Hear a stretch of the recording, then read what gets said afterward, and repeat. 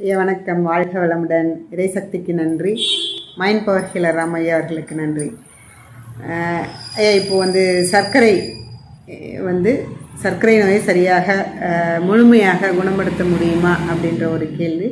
இந்த வகுப்பு காய்கறி மருத்துவத்தில் சேர்ந்த பிறகு கண்டிப்பாக சர்க்கரை நோயை முழுமையாக குணப்படுத்த முடியும் அப்படிங்கிறதுல ரொம்ப உறுதியாக இருக்கலாங்க ஐயா. ஏன்னா சர்க்கரை நோய் அப்படிங்கிறது ஒரு நோயே கிடையாது. அது நம்ம சாப்பிட்ட உணவு சரியாக ஜீரணிக்காமல் அது புளித்து போய் அதனால் வரக்கூடிய விளைவுகள், அந்த ஹார்மோன் சுரப்பு குறைவாக ஏற்படுவதனால் வர்றது தான் சர்க்கரை குறைபாடு அப்படிங்கிறத தெரிஞ்சுக்கிட்டோம். அப்போது இந்த சர்க்கரை நோயை காய்கறி மருத்துவம் கண்டிப்பாக குணப்படுத்தும் அப்படிங்கிறதுல உறுதியாக இருக்கலாம்.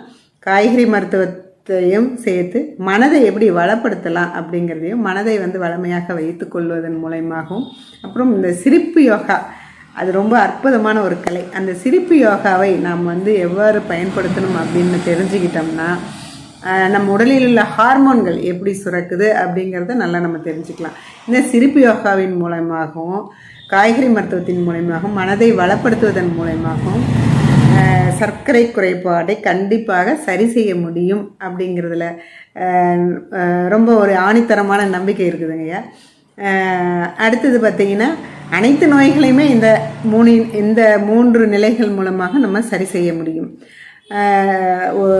நம்பிக்கையோட, முழுமையான நம்பிக்கையோட இந்த செயலை நம்ம செய்தோம்னா கண்டிப்பாக நோயிலிருந்து விடுபடலாம், நோயின்றி கண்டிப்பாக வாழ முடியும் அப்படிங்கிறதுல உறுதியாக இருக்கலாங்க.